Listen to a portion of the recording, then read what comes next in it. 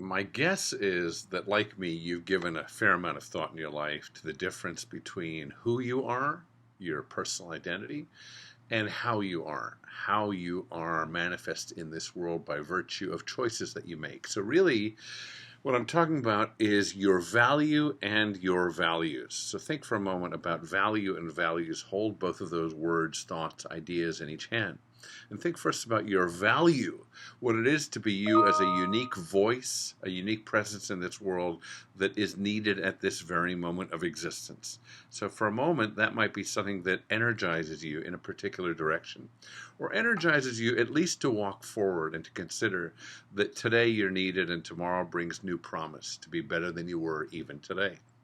The second part, values, gets me and hopefully you thinking about what you stand for, how you identify, and how other people see you in the world. I've thought about this and talked about this, and now I'm writing about this. And what I want to do is offer you a very partial, incomplete list of values, just so that you consider what your values might be. I think if I asked you, what are your values, you'd probably look for a moment to the ceiling and think about certain words that come to mind. So let me offer a few. The first is, and I'll go starting, of course, in alphabetical order with A.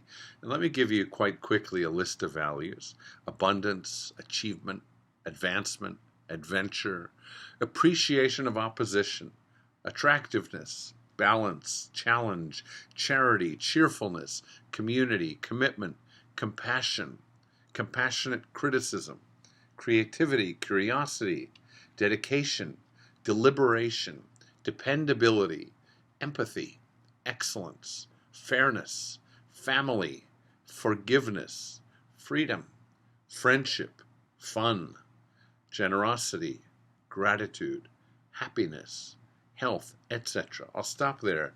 This is my list. You can create your own.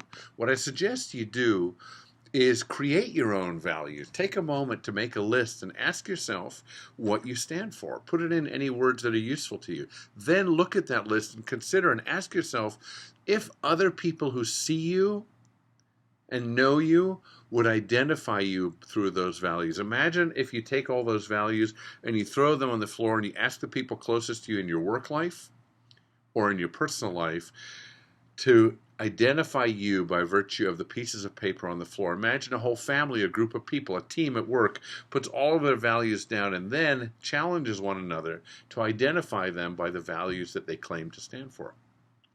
And if there's an inconsistency, if generosity is still on the floor at the end of the day because nobody sees you as generous, maybe it alerts you to something that's lacking, a gap between what you hope to stand for, your intention, and what you actually do and make real, manifest in the world.